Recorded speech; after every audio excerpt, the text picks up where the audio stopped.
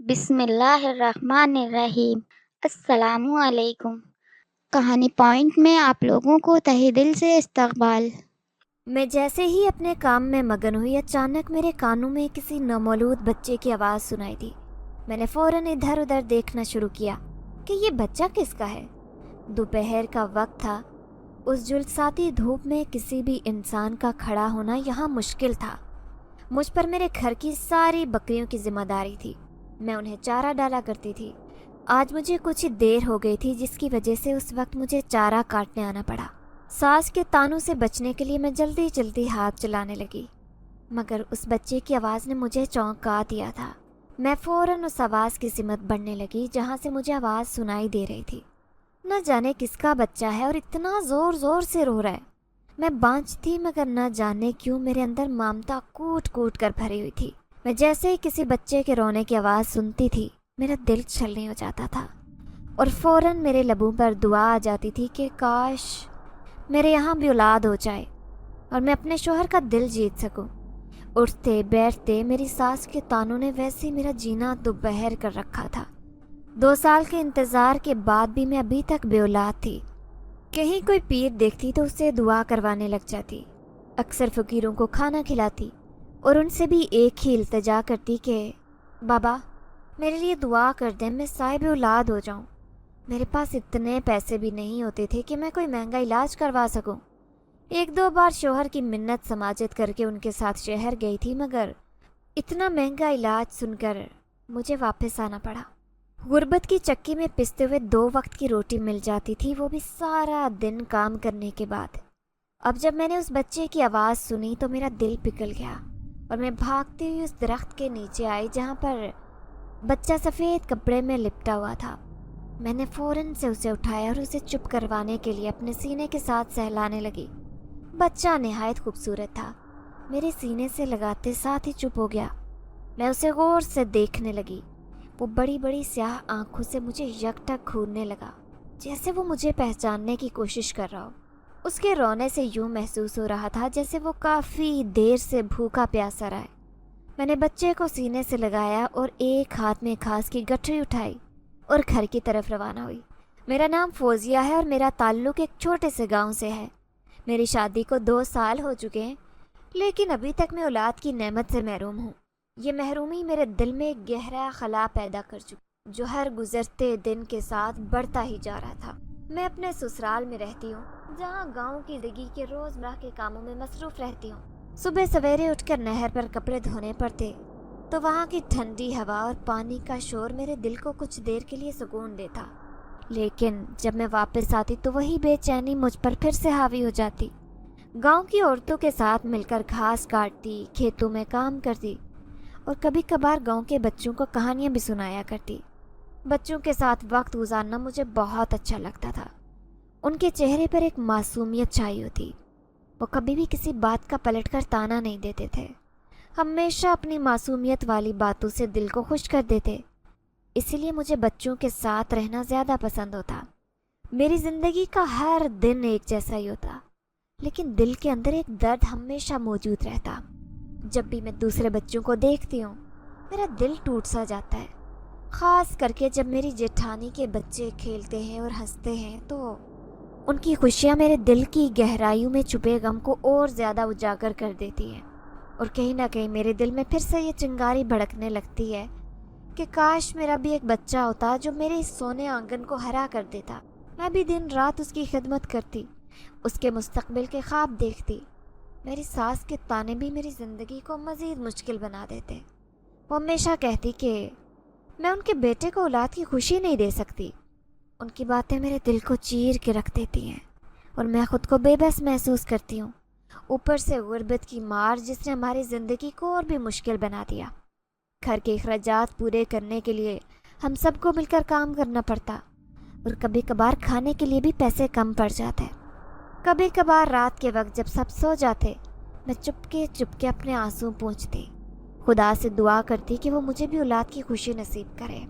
میرے دل کی یہ آرزو ہے کہ ایک دن میرے بھی آنگن میں بچوں کی ہنسی گونجے اور میں بھی ایک مکمل عورت بن سکوں۔ پھر ایک دن عجیب سا ہوا جس نے میری زندگی کو بالکل بدل کر رکھ دیا۔ اس دن جب میں بکریوں کے لیے گھاس کاٹنے گئی، دل میں بے پناہ دکھ تھا، کیونکہ صبح کو ساس نے بہت زیادہ باتیں سنائی تھی۔ ان کے تانوں نے میرے دل کو اور زیادہ بوجھل کر دیا، اور میں اپنے آنسو چھپاتے ہوئے کھیتوں کی طرف نکل آئی۔ کھیتوں میں جا کر میں نے کام کا بہانہ بنا کر دل کا بوجھ ہلکا کرنے کی کوشش کی۔ میں نے گھاس کاٹنی شروع کر دی اور کام میں مشغول ہو گئی تاکہ اپنی تکلیف بھول سکوں۔ اچانک مجھے کسی بچے کے رونے کی آواز سنائی دی۔ یہ آواز سن کر میرے دل میں ایک عجیب سی بے چینی ہوئی۔ میں نے کام چھوڑ کر آواز کی سمت بڑھنا شروع کر دیا۔ کھیتوں میں آگے بڑھتے ہوئے میں نے چاروں طرف دیکھا اور آخرکار ایک چھوٹے سے بچے کو دیکھا جو ایک درخت کے نیچے پڑا ہوا تھا۔ بچہ بہت رو رہا تھا اور اس کی حالت دیکھ کر میرا دل پسیج گیا۔ میں نے جلدی سے اس کے پاس پہنچ کر اسے اپنی باہوں میں اٹھا لیا۔ بچے کا رونا سن کر میرے دل کا بوجھ کچھ کم ہوا اور مجھے اس کی دیکھ بھال کا خیال آیا کہ کیسے بھی کر کے میں اپنے ذہن کو تبدیل کرنا چاہتی تھی۔ میں تھک چکی تھی روز کے معمول سے۔ میں نے سوچا کہ شاید خدا نے میری دعاؤں کا جواب دیا ہے اور اس بچے کو میری زندگی میں بھیج کر ایک موقع دیا ہے کہ میں اس کی پرورش کر سکوں۔ میں نے اسے آرام سے اٹھایا اور گھر کی طرف روانہ ہو گئی، دل میں ایک نئی امید اور خوشی کے ساتھ۔ آس پاس کوئی بھی موجود نہیں تھا اور بچہ نہایت خوبصورت تھا۔ میں نے اس معصوم بچے کو اپنی باہوں میں اٹھایا اور گھر لے آئی۔ راستے بھر میرے دل میں کئی خیالات آتے رہے، لیکن ایک ہی بات میرے ذہن میں رہی کہ جس کا بھی یہ بچہ ہوگا وہ خود آ کر اسے لے جائیں گے۔ گھر پہنچ کر میں نے بچے کو آرام سے ایک کمرے میں لٹا دیا اور خود اپنی ساس کا سامنا کرنے کے لیے تیار ہو گئی۔ جب ساس کمرے میں آئی اور بچے کو دیکھا تو حیرت سے ان کی آنکھیں پھٹی کی پھٹی رہ گئیں۔ یہ بچہ کہاں سے آیا؟ انہوں نے سختی سے پوچھا۔ میں نے انہیں پوری بات بتائی کہ کیسے کھیتوں میں کام کے دوران مجھے یہ بچہ ملا اور اس کے آس پاس بھی کوئی موجود نہیں تھا۔ ساس کچھ دیر سوچتی رہیں، پھر بولی، ہمیں انتظار کرنا ہوگا، شاید کوئی آ کر اسے لینے آئے۔ ان کی آواز میں حیرت اور شک دونوں موجود تھے۔ میں نے دل میں دعا کی کہ جو بھی ہو اس بچے کی حفاظت ہو اور اس کا حق ملے۔ بچہ بہت رو رہا تھا۔ میں نے جلدی سے بکری کا دودھ نکالا اور چمچ کی مدد سے اسے پلانے لگی۔ بچہ دودھ پیتے ہی تھوڑا پرسکون ہو گیا، لیکن میرے ذہن میں ہزاروں سوالات اٹھنے لگے۔ یہ بچہ کس کا ہوگا؟ یہاں کیسے پہنچا؟ کیا کوئی اسے تلاش کر رہا ہوگا؟ میرے دل میں بے چینی بڑھتی جا رہی تھی اور میں بے صبری سے اپنے شوہر کا انتظار کرنے لگی۔ میں نے دل ہی دل میں دعا کی کہ وہ جلدی آئیں تاکہ میں ان سے مشورہ کر سکوں کہ ہمیں کیا کرنا چاہیے۔ بچے کو سینے سے لگائے ہوئے میں وقت گزرنے کا انتظار کرتی رہی۔ دل میں ایک عجیب سی ہلچل اور آنکھوں میں ایک نئی امید کے ساتھ میرا ہر لمحہ گزر رہا تھا۔ میری ساس کی نظریں مجھے جیسے کاٹ رہی تھی۔ وہ چاہتی تھی کہ میں فوراً اس بچے کو واپس چھوڑاؤں جہاں سے اٹھایا تھا۔ ان کی نظریں مجھ پر جمی رہیں جیسے وہ میرے دل کی حالت کو جانچنے کی کوشش کر رہی ہوں۔ لیکن میں نے دل میں پکا ارادہ کر لیا کہ اگر یہ بچہ واقعی لاوارث ہوا تو میں ہی اس کی پرورش کروں گی۔ میں نے بچے کو سینے سے لگایا اور اپنی ساس کی آنکھوں میں دیکھتے ہوئے مضبوط لہجے میں کہا، اگر کوئی اس بچے کو لینے نہیں آیا تو میں اسے اپنا لوں گی۔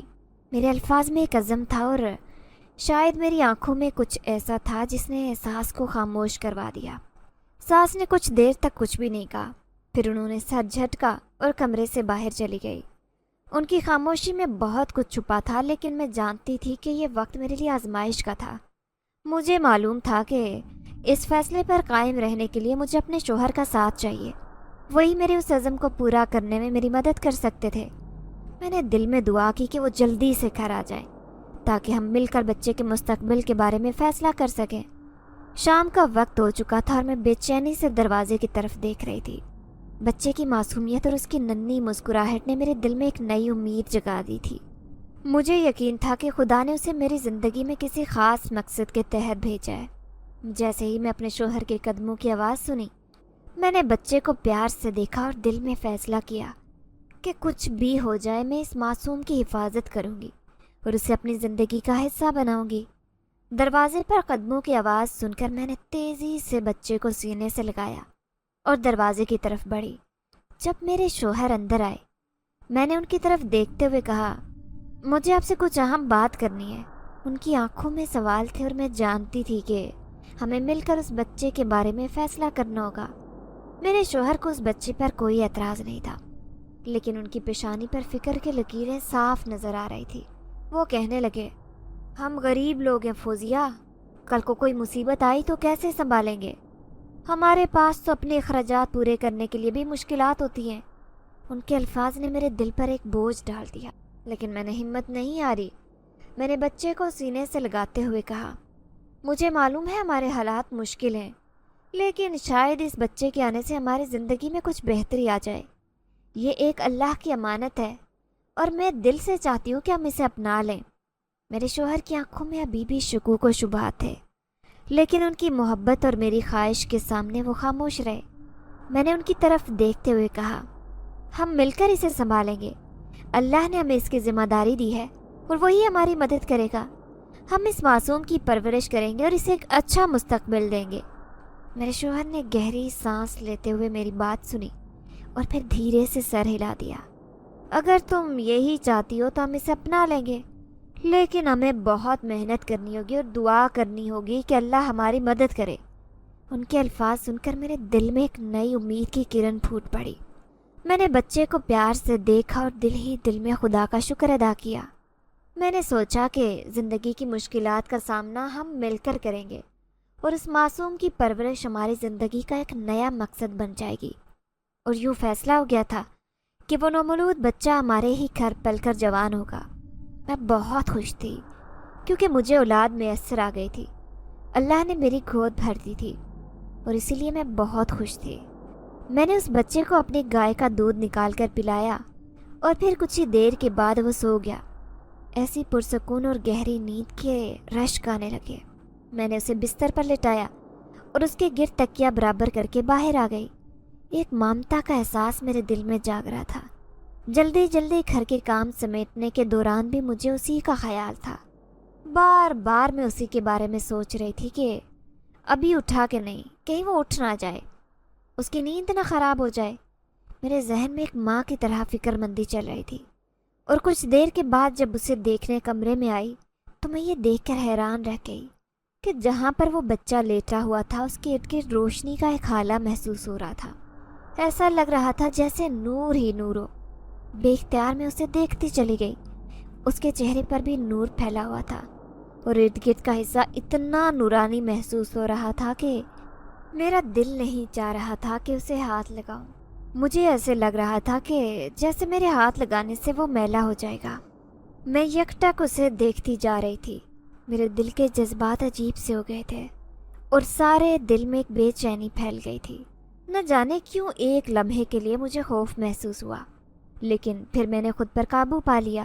وہ بچہ ابھی تک سو رہا تھا جس کا ہم نے کوئی نام نہیں رکھا تھا۔ اور پھر شام کو جب میرے شوہر گھر واپس آئے تو میں نے کہا کہ میں اپنے بچے کا نام رکھنا چاہتی ہوں، آپ اس سلسلے میں میری مدد کریں۔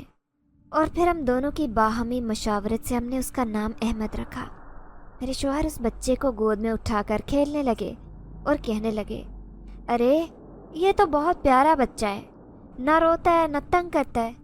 میں تو حیران ہوں، اور پھر اسے گود میں اٹھاؤں تو دل میں ایک عجیب سا احساس جاگتا ہے، جیسے اس کے دل سے الگ سی محبت پھوٹ رہی ہو۔ اپنے شوہر کی بات سن کر میں حیران رہ گئی، کیونکہ مجھے خود بھی ایسا ہی محسوس ہوا تھا۔ میں نے جتنی بار اسے گود میں اٹھایا تھا مجھے کچھ الگ محسوس ہوا۔ یوں لگتا تھا کہ جیسے اس بچے کے ساتھ کچھ خاص طاقتیں ہیں جو اس کی حفاظت کر رہی ہیں، اور یہی بات میں نے اپنے شوہر سے کہہ دی۔ میں نے کہا، مجھے لگتا ہے اس کے پاس کچھ خاص طاقتیں ہیں جو اس کی حفاظت کر رہی ہیں، ورنہ آج کل اتنے نورانی اور خوبصورت بچے کہاں دکھائی دیتے ہیں۔ پھر میں آپ کو آج دوپہر کا واقعہ بتاتی ہوں۔ میں نے جب اپنے شوہر کو دوپہر والی بات بتائی تو وہ بھی حیران رہ گئے اور کہنے لگے، مجھے خوف محسوس ہو رہا ہے کہ یہ بچہ ہمارے لیے کوئی بڑا امتحان نہ بن جائے، ہم کسی مصیبت میں گرفتار نہ ہو جائیں۔ میرے شوہر نے ڈرتے ہوئے جب یہ بات کہی تو ایک لمحے کے لیے میرا بھی دل کانپ اٹھا، لیکن میں نے انہیں صاف کہہ دیا کہ ایسا کچھ بھی نہیں ہے، یہ بچہ ہمیں کوئی نقصان نہیں پہنچائے گا، ویسے بھی اب میں اسے ساری زندگی خود سے دور نہیں کروں گی۔ یہ بات کہتے ہوئے میں نے بے اختیار احمد کو سینے سے لگا لیا، اور میرے سینے سے لگتے ہی اس نے اپنی آنکھیں بند کر لیں۔ اب وہ اسی گھر میں رہنے لگا اور اسی گھر کا حصہ بن گیا. اسے گھر میں وہی حیثیت حاصل تھی جو ہمارے بچے کو ہوتی. میرا تو سارا دن اس کی ناز برداریوں میں گزر جاتا. بہت مشکل سے گھر کے کام ہو پاتے. آج بھی عصر کے بعد جب میں گایوں کا دودھ نکالنے کے لیے آئی تو احمد کے رونے کی آواز آئی. میں نے جلدی سے تھوڑا سا دودھ نکال کر اسے چمچ کے ساتھ پلایا اور دوبارہ سے گایوں کے پاس آ گئی اور ان کا دودھ نکالنے لگی. میں نے محسوس کیا تھا کہ جب سے احمد اس گھر میں آیا تھا تب سے ان گایوں کا دودھ بڑھتا جا رہا تھا. احمد جتنا دودھ پیتا وہ گائیں اس سے زیادہ دودھ دینے لگی تھی.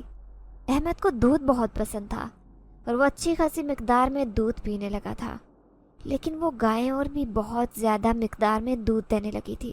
اور اس بات نے مجھے بہت حیران کیا تھا کیونکہ احمد جتنا دودھ پیتا وہ گائیں اس سے بھی زیادہ دودھ دیتی. ان کے دودھ کی مقدار بڑھتی جا رہی تھی. حالانکہ ہم تو انہیں معمول کی خوراک ہی ڈال رہے تھے. جتنا وہ پہلے کھاتی تھی اب بھی اتنا ہی کھاتی تھی اور جانور بھی اتنے ہی تھے. پھر دودھ کی مقدار ہر روز بڑھتی جا رہی تھی. میں نے اس بات کا ذکر جب اپنے شوہر سے کیا تو وہ بے اختیار اللہ کا شکر ادا کرتے ہوئے کہنے لگے کہ یہ سب اللہ کا کرم ہے. اس نے ہمیں ایک بچے کا وسیلہ بنایا اور اب اس نے ہمارے رزق میں اضافہ کر دیا.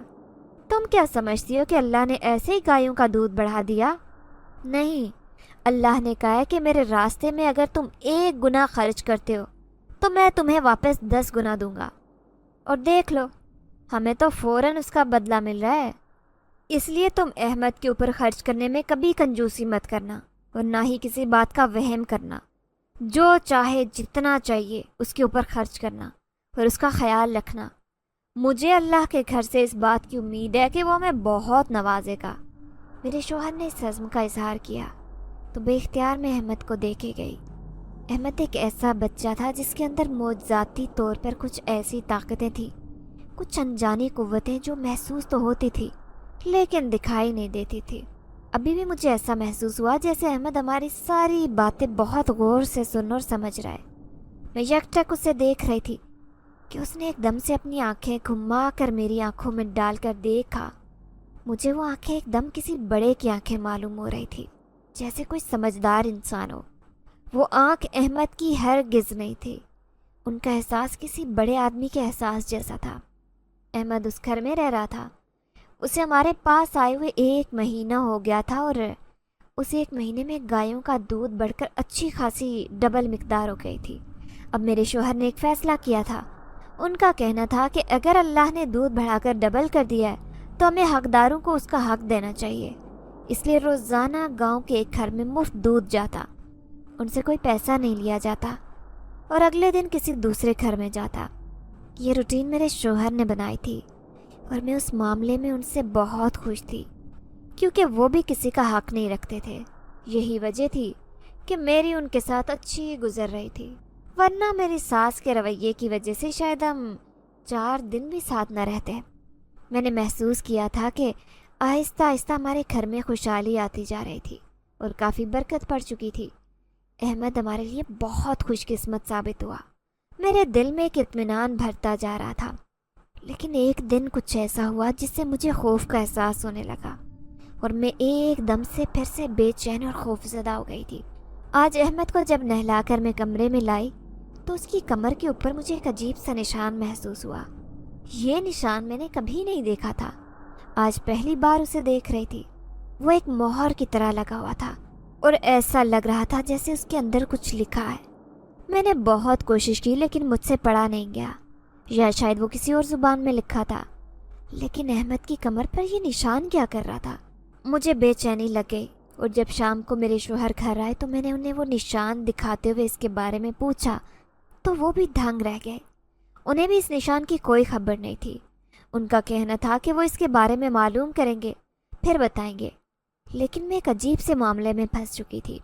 میرا ذہن بار بار اس نشان پر جاتا اور میں بڑے غور سے احمد کو دیکھتی. نہ جانے کیوں مجھے احمد پر کچھ اور گمان ہو رہا تھا اور میرا یوں دیکھنا احمد کو بھی محسوس ہو گیا.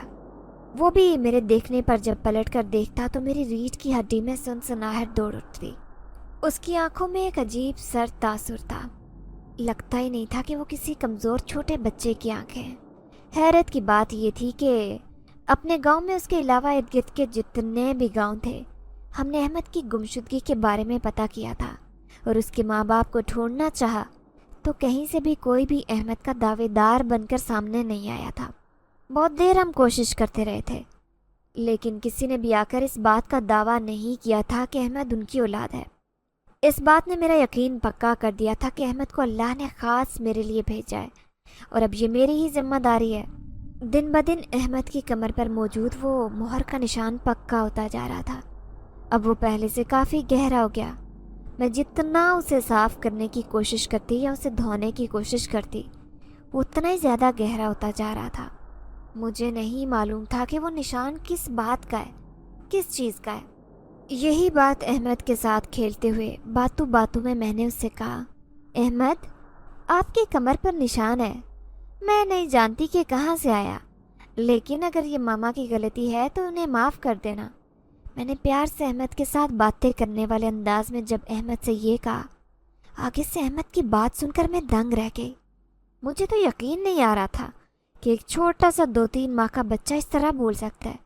وہ کہنے لگا، نہیں ماما، آپ کی اس میں کوئی غلطی نہیں ہے، یہ تو ایک مہر ہے۔ اس کی بات سن کر میرے پیروں تلے سے زمین نکل گئی۔ تاہم خود پر قابو پا کر میں نے اس سے پوچھا، احمد، تم بول سکتے ہو؟ کیا واقعی تم باتیں کر سکتے ہو؟ میں نے احمد سے پوچھا تو وہ سر ہلا کر جواب دینے لگا، ہاں جی، میں واقعی بول سکتا ہوں اور بات بھی کر سکتا ہوں۔ وہ مہر کا جو نشان ہے وہ دراصل کچھ اور نہیں ہے، بلکہ جنات کے سردار قبیلے کے افراد کی کمر پر اس طرح کی مہر ہوتی ہے۔ میں بھی چونکہ جنات کے قبیلے سے تعلق رکھتا ہوں اور ایک جن زادہ ہوں تو وہ مہر میری کمر پر بھی موجود ہے۔ احمد کے اس طرح کہنے پر میں سناٹے میں آ گئی۔ مجھے یقین نہیں آ رہا تھا کہ احمد ایک جنات کا بچہ ہے اور اس دنیا میں اگر وہ موجود ہے تو کسی وجہ سے ہی ہے۔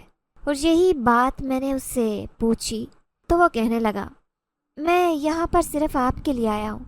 میں جانتا تھا کہ آپ اولاد کے لیے تڑپ رہی ہیں، اسی لیے میں نے یہاں آنے کی حامی بھری تھی، اور باقی سب کچھ آپ کے سامنے ہی ہے۔ احمد نے بڑی آہستہ آواز میں میرے سوالوں کا جواب دیا، لیکن مجھے ابھی تک یقین نہیں آ رہا تھا کہ احمد بول سکتا ہے۔ میں سوچ بھی نہیں سکتی تھی کہ چند مہینوں کا بچہ یوں باتیں کرے گا اور اپنی طرف سے ہر وضاحت پیش کرے گا۔ میں خوف زدہ ہو گئی اور گھبرا گئی تھی۔ مجھے اس بات پر یقین نہیں آ رہا تھا، حالانکہ میں نے خود احمد سے باتیں کی تھی اور اسے اپنے بارے میں سب کچھ خود اس نے مجھے بتایا تھا، لیکن میں اسے خواب ہی سمجھ رہی تھی، ایک ایسا خواب جس نے مجھے بوکھلا کر رکھ دیا تھا۔ شام کو جب میرے شوہر گھر آئے تو میں نے انہیں یہ ساری صورتحال بتائی تو وہ خود منہ کھولے حیرت سے مجھے دیکھنے لگے، اور جب میں نے آہستہ آہستہ سے ہاں میں سر ہلایا تو انہیں اس بات کا یقین آیا کہ جو میں کہہ رہی ہوں وہ سب سچ ہے۔ احمد میں واقعی کچھ ایسی طاقتیں ہیں اور اسی طرح کی خاص قوتیں تھیں جو اسے سب سے الگ کرتی تھی۔ وہ جنات کا بچہ تھا اور یہ بات ہمیں معلوم نہیں تھی۔ اب جب ہمیں یہ بات معلوم پڑ گئی تو ہم دونوں کی جان پر بن گئی۔ میں گھبرائی سی رہنے لگی۔ یوں میرے شوہر نے کہا تھا کہ تم فکر مت کرو، میں کسی عامل سے بات کرتا ہوں، لیکن تب تک تم احمد کا خیال رکھو۔ لیکن نہ جانے کیا بات تھی، میرے دل میں ایک خوف بیٹھ گیا تھا۔ میں جب احمد کو دیکھتی تو وہ باتیں میرے ذہن میں گردش کرنے لگتی۔ آج بھی میں اپنے کام میں مصروف تھی جب احمد رو رو کر ہلکان ہوئے جا رہا تھا۔ اسے شاید بھوک لگی تھی کیونکہ صبح سے میں نے اسے دودھ نہیں پلایا تھا۔ اب جب میری ساس نے بچے کا اس طرح رونا سنا تو وہ مجھ پر غصہ کرنے لگی اور کہنے لگی کہ تم کیسی ماں ہو، بچہ کب سے رو رہا ہے اور تم نے ایک بار بھی اسے اٹھ کر نہیں دیکھا، فوراً اس کے لیے دودھ لے کر آؤ۔ نہ جانے اتنی لاپرواہ کیوں بنی ہوئی ہو۔ میری ساس نے آج بہت دن بعد مجھے لتاڑا، لیکن میرا اس وقت احمد کے پاس جانے کو دل نہیں کر رہا تھا۔ میں نے اپنی ساس سے کہا، آپ اسے دودھ پلا دیں، میں ابھی مصروف ہوں۔ میری ساس نے میرے رویے کو بڑی حیرت سے دیکھا۔ پہلے تو میں احمد کی ذرا سی آواز سن کر اٹھ کر بھاگ سے جاتی، اور اب جب کہ وہ رو رو کر ہلکان ہوئے جا رہا تھا، میں اپنی ساس سے کہہ رہی تھی کہ آپ جائیں اور جا کر اسے دودھ پلائیں۔ یہ بات ان کے لیے بہت حیرت کی بات تھی، تاہم انہوں نے زیادہ بحث نہیں کی اور اٹھ کر احمد کو دودھ پلا دیا، جسے پی کر وہ سو گیا۔ لیکن اس دن ایک عجیب بات ہوئی، گایوں نے دودھ نہیں دیا۔ آج جب میں گایوں کا دودھ نکالنے پہنچی تو ایک بھی گائے نے دودھ نہیں دیا۔ میں نے بہت کوشش کی، حالانکہ ان کے تھن بھی بھرے ہوئے تھے، لیکن کسی بھی گائے نے دودھ نہیں دیا۔ میں خالی بالٹی لیے کافی دیر تک بیٹھی رہی۔ مجھے اپنی غلطی کا شدت سے احساس ہوا۔ احمد نے یوں بدلہ لیا تھا۔ میں نے احمد کو دودھ نہیں پلایا اور اس نے گایوں کا دودھ دینا ہی بند کر دیا۔ میں صحیح معنوں میں پریشان ہو چکی تھی۔ میری ساس نے جب یہ صورتحال دیکھی تو وہ بھی سر پکڑ کر بیٹھ گئی اور کہنے لگی، آخر گائیں دودھ کیوں نہیں دے رہی؟ میں نے بے بسی سے ان کے چہرے کی طرف دیکھا۔ میری آنکھوں میں اس وقت آنسو تھے۔ سمجھ نہیں آ رہی تھی کہ کس طرح ان کا دودھ نکالوں۔ گائیں دودھ سے بھری ہوئی تھی اور تڑپ رہی تھی، لیکن ان کا دودھ نہیں آ رہا تھا۔ میں کافی دیر بیٹھی رہی۔ جب اور کچھ نہیں سوجا تو احمد کے پاس چلی گئی اور اسے اپنے ہاتھوں میں اٹھا کر محبت سے اپنے سینے سے لگایا، جیسے پہلے لگایا کرتی تھی۔ احمد، مجھے معاف کر دو بیٹا، شاید میں نے تمہارے ساتھ زیادتی کی ہے۔ میں سمجھ نہیں سکی کہ تم میرے لیے خوش بختی ہو۔ میں نے تمہیں اپنے لیے تکلیف سمجھا اور تم سے ناراض ہو گئی۔ مجھے معاف کر دینا میرے بیٹے۔ میں نے محبت سے جب احمد کو مخاطب کرتے ہوئے کہا تو وہ مسکرا دیا۔ آگے سے مجھ سے کہنے لگا، نہیں، میں آپ سے ناراض نہیں ہوں، لیکن آپ نے میرے ساتھ زیادتی کی ہے۔ میں صرف آپ کی وجہ سے یہاں پر آیا تھا، اور آپ بھی مجھ سے ناراض ہو جائیں تو میرا یہاں رہنے کا کیا جواز بنتا ہے؟ احمد نے اپنی زبان میں جب یہ کہا تو خوف زدہ ہونے کے باوجود میں پھیکا سا مسکرا دی اور اسے کہنے لگی، مجھے اب سمجھ آ گئی ہے، آئندہ میں تمہارے ساتھ اس طرح کا سلوک نہیں کروں گی، مجھے معاف کر دینا۔ میں نے محبت سے کہہ کر اسے اپنے سینے سے لگا لیا اور پھر اسے واپس بستر پر لٹا کر جب گایوں کا دودھ نکالنے آئی تو بڑے آرام سے دودھ آنے لگ گیا۔ میں نے گہرا اطمینان بھرا سانس خارج کیا۔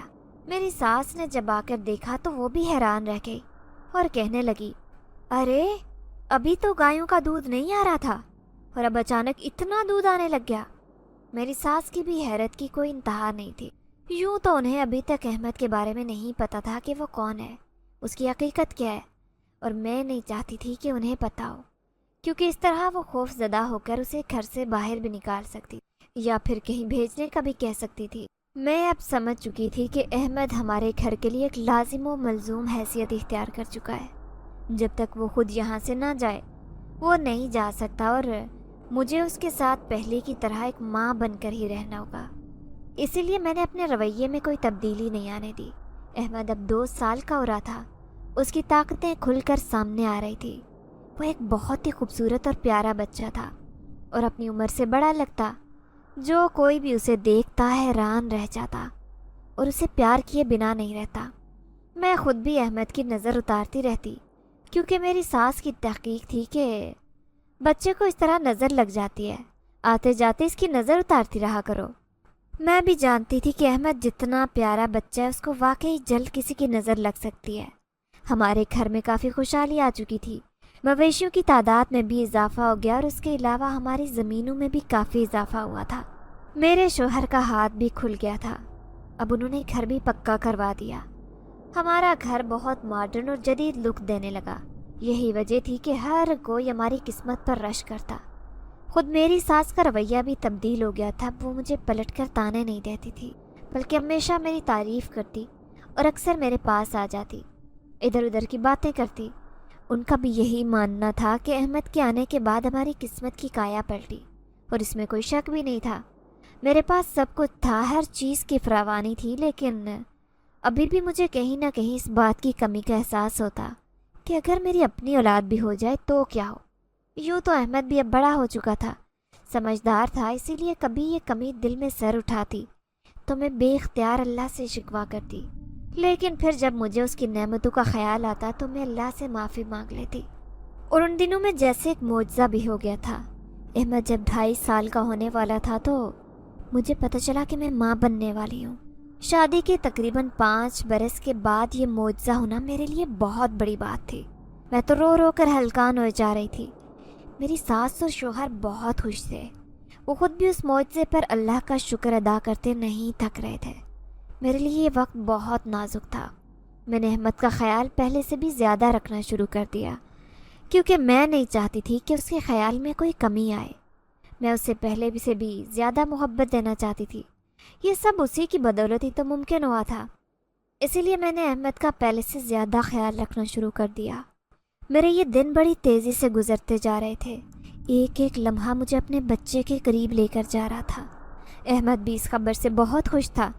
وہ اکثر مجھے پوچھتا، ماما آپ خوش ہیں؟ اور میں فوراً ہاں میں سر ہلا دیتی۔ زندگی اب مکمل ہونے جا رہی تھی، سب کچھ ٹھیک ہو گیا تھا، گھر بار مویشی ہر چیز مکمل ہو گئی تھی، اور اب اولاد بھی ملنے جا رہی تھی۔ یہی وجہ تھی کہ میں ان دنوں بہت خوش تھی۔ اور پھر یہ 9 مہینے کا وقت میں نے پھونک پھونک کر گزارا تھا۔ آج میں نے ایک بہت ہی خوبصورت اور پیارے بیٹے کو جنم دیا۔ میرے شوہر نے اس کا نام علی احمد رکھا۔ احمد اپنے بھائی کو سامنے دیکھ کر بہت خوش تھا، اور میرے چہرے پر بھی ممتا کی روشنی تھی۔ میں نے بے اختیار احمد کا شکریہ ادا کیا اور کہا، احمد نہ جانے مجھے ایسا کیوں لگتا ہے کہ یہ سب کچھ تمہاری وجہ سے ہے، تمہارے نصیب کی وجہ سے ہے، تمہارے اندر چھپی ہوئی طاقتوں کی وجہ سے ہے، جو تم نے ہمیں اتنا نواز دیا، ہمارے مویشیوں میں اضافہ کر دیا، ہمارے گھر میں خوشحالی لے آئے، ہماری ہر چیز میں برکت پڑ چکی ہے، اور اب مجھے اولاد بھی نصیب ہو گئی ہے۔ تمہارا شکریہ احمد۔ میں نے بے اختیار اسے اپنے ساتھ لگاتے ہوئے اس کا شکریہ ادا کیا تو وہ مسکرا دیا اور کہنے لگا، آپ کی زندگی میں میرے آنے کا مقصد بھی یہی تھا۔ میں اسی وجہ سے تو آپ کی زندگی میں آیا تھا کہ آپ کو ہر اس چیز سے نواز سکوں جس سے کبھی آپ محروم ہو۔ آج میرا یہ مقصد پورا ہو گیا ہے۔ احمد نے یہ کہا تو میں مسکراتی نظروں سے اسے دیکھے گئی۔ پھر کچھ دیر بعد وہ کہنے لگا، میں واپس چلا جاؤں گا کیونکہ میرا مقصد پورا ہو گیا ہے۔ میں اب اپنی دنیا میں واپس چلا جاؤں گا، وہاں پر میرے اپنے میرا انتظار کر رہے ہیں اور مجھے واپس لوٹنا ہے۔ احمد نے جب یہ کہا تو میں اس کی شکل دیکھتی رہ گئی۔ مجھے جیسے یقین نہیں آ رہا تھا کہ واپس جانے کی وہ بات کر رہا ہے۔ میں بے اختیار اسے کہہ اٹھی، احمد نہیں، تم واپس کیوں جاؤ گے؟ تم تو میرے گھر کی رونق ہو، میں تمہیں کھونا نہیں چاہتی۔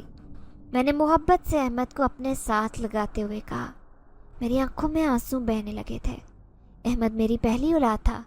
جس طرح اس نے مجھے دنیا جہان کی خوشیاں نصیب کی تھی، میں یہ کبھی فراموش نہیں کر سکتی تھی، اور اسے ایک لمحے کی جدائی بھی مجھے گوارا نہیں تھی۔ یہی وجہ تھی کہ میں نے اسے جانے سے صاف صاف منع کر دیا۔ علی تو میری زندگی میں آ چکا تھا اور میں اس کے ساتھ بھی مصروف ہو گئی تھی، لیکن احمد کو میں بھلا نہیں سکتی تھی اور نہ ہی اسے واپس جانے دے سکتی تھی۔ اسی لیے میں نے اسے صاف صاف منع کر دیا۔ احمد پھیکی سی ہنسی ہنس دیا اور کہنے لگا، میرا جانا ناگزیر ہے، مجھے جانا ہی ہوگا۔ میں جتنی دیر یہاں پر رہ سکتا تھا رہ لیا، اب واپسی ضروری ہے۔ احمد نے بڑی سنجیدگی سے کہا۔ پھر میں اس کی شکل دیکھتی رہ گئی۔ میں نے اپنے شوہر سے جب اس سلسلے میں بات کی تو وہ خود بھی دنگ رہ گئے۔ کہنے لگے، نہیں نہیں، احمد ہمارے گھر سے کہیں نہیں جائے گا، وہ ہماری پہلی اولاد ہے، ہم نے اسے اپنی اولاد کی طرح پالا ہے اور سمجھا ہے، اسی لیے وہ ہمیشہ ہمارے ساتھ رہے گا۔ میرے شوہر بھی جیسے ایک دم تڑپ اٹھے۔ یہی وجہ تھی کہ وہ خود بھی پریشان ہو گئے، لیکن احمد کا کہنا تھا کہ اب اس کا یہاں رہنے کا کوئی مقصد نہیں ہے، وہ جس مقصد سے آیا تھا وہ مکمل ہو گیا ہے۔ اس کا کہنا تھا کہ اگر ہم اس کے ساتھ اچھا سلوک نہ کرتے تو کبھی یہاں پر نہ آتا اور نہ ہی ہماری زندگی میں شامل ہوتا، لیکن ہمارے حسن سلوک کی وجہ سے ہی وہ ہمارے گھر پر رہنے پر رضامند ہو گیا، اور اب آج 2.5-3 سال بعد وہ صرف اس لیے واپس جانا چاہتا ہے کہ اس نے اس گھر کی بہتری کے لیے جو کچھ ضروری تھا وہ کر دیا تھا۔ احمد کی باتیں ہمارے لیے بہت حیران کن تھی، لیکن یہ سچ تھا کہ احمد نے جو کچھ ہمارے لیے کیا تھا وہ کوئی بھی نہیں کرتا، اور اس سلسلے میں ہم احمد کے مشکور تھے۔ لیکن اب جب کہ احمد یہاں سے جانا چاہتا تھا، میں کسی بھی صورت اسے جانے نہیں دے رہی تھی۔ گھر کی اس کشمکش کو میری ساس نے بھی محسوس کر لیا تو وہ بھی پوچھنے لگی، آخر کیا ہوا ہے؟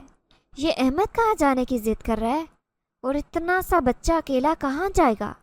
میری ساس نے حیرت سے جب یہ پوچھا تو میں نے انہیں احمد کے متعلق سب کچھ بتا دیا، جسے سن کر وہ بے حد حیران ہوئی، کیونکہ انہیں تو اس کے بارے میں کچھ بھی نہیں معلوم تھا۔ ارے بہو، تم نے مجھ سے اتنی بڑی بات چھپائی، تم نے آخر مجھے کیوں نہیں بتایا؟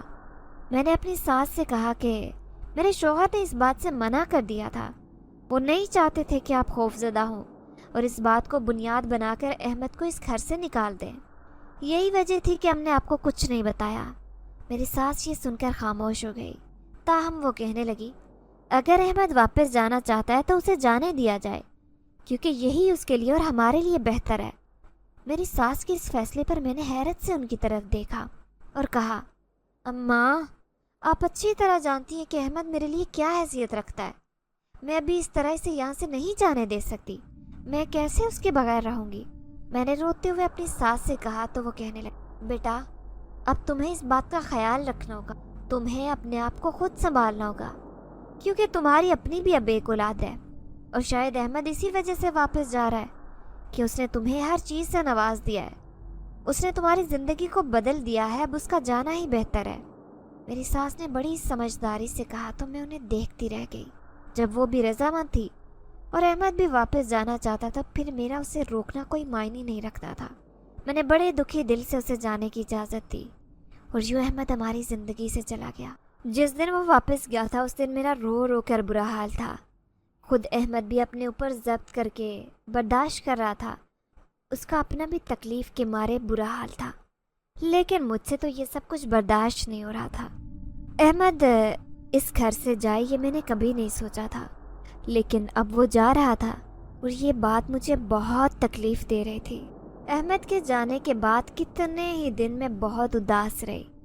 علی کو تو میری توجہ کی ضرورت تھی، وہ بھی چند دن کا تھا، اسی لیے میں اپنی توجہ اس کی طرف کر لیتی، لیکن پھر بھی اس کی طرف جب بھی متوجہ ہوتی وہ مجھے احمد یاد آتا۔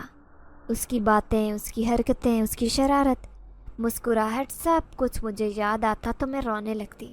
ان دنوں میں میری ساس اور میرے شوہر نے میرا بہت خیال رکھا، انہوں نے مجھے بہت حوصلہ دیا، کیونکہ انہیں بھی اچھی طرح معلوم تھا کہ میں احمد کے جانے کی وجہ سے اندر سے کتنی ٹوٹ گئی ہوں۔ یہی وجہ تھی کہ میری ساس حتی الامکان میرا خیال رکھنے کی کوشش کرتی، لیکن مجھے بات بات پر احمد یاد آتا۔ اس کے کپڑے اور چیزیں نکال کر میں اسے دیکھنے لگتی، پیار کرنے لگتی۔ وقت بہت بڑا مرہم ہوتا ہے، اور وقت کے ساتھ بہت ساری چیزوں کو سکون آ جاتا ہے۔ یہی وجہ تھی کہ اب احمد کے جانے کے 6 مہینوں بعد مجھے کافی سکون آ گیا تھا۔ احمد کی یاد تو آتی تھی، لیکن اب اس یاد میں اس کی شرارتیں، اس کی باتیں شامل ہوتی۔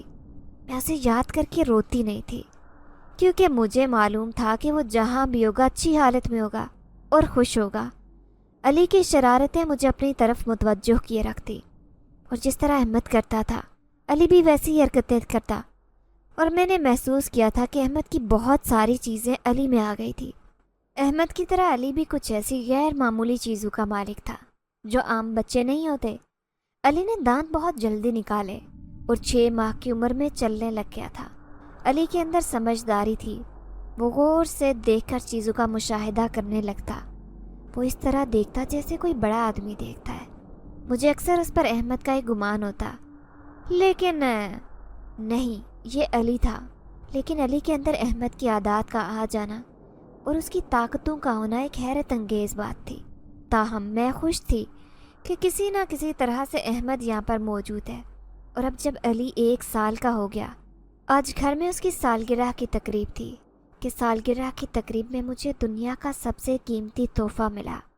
آج احمد اپنے بھائی کی سالگرہ کی تقریب میں شامل ہوا تھا، اور احمد کو دیکھ کر میں بے اختیار بھاگ کر اس کے گلے لگ گئی، اور جب میں نے اس سے نہ آنے کی وجہ پوچھی تو وہ کہنے لگا کہ اب میں اپنے ماں باپ کے ساتھ وہیں پر ہوں، آپ علی کا خیال رکھیں، ہو سکتا ہے میں دوبارہ کبھی نہ آؤں، لیکن اب میرا بھی بہت دل چاہ رہا تھا کہ میں آپ سے ملوں اور دیکھوں کہ آپ سب میرے بغیر کیسی زندگی گزار رہے ہیں۔ احمد نے سمجھداری سے کہا تو میں نے اسے بتایا کہ ہم تمہیں پل پل یاد کرتے ہیں، تمہاری شرارتیں اور باتیں گھر میں دہرائی جاتی ہیں۔ احمد نے مجھے ایک تحفہ دیا جو علی کے لیے تھا، اور وہاں سے چلا گیا۔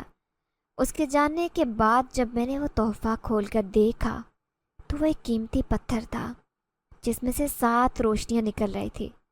احمد نے کچھ نہیں بتایا تھا کہ اس پتھر کا کیا کرنا ہے، لیکن میں نے وہ سنبھال کر رکھ دیا۔ شاید وہ کوئی ایسا قیمتی پتھر ہو، یا جنات کی طاقت کا راز ہو، یا پھر آنے والے وقت میں میرے علی کو اس سے کوئی فائدہ ہو۔ ابھی مجھے اس کے بارے میں کچھ بھی معلوم نہیں ہے، اور وقت ہی اس کا فیصلہ کرے گا۔ امید کرتے ہیں کہ آپ لوگوں کو آج کی ویڈیو پسند آئی ہوگی۔ ویڈیو کو لائک کریں اور روزانہ ایک ایسی ویڈیو سننے کے لیے ہمارے چینل کو سبسکرائب کریں۔ ملتے ہیں اگلی ویڈیو میں۔ اللہ حافظ۔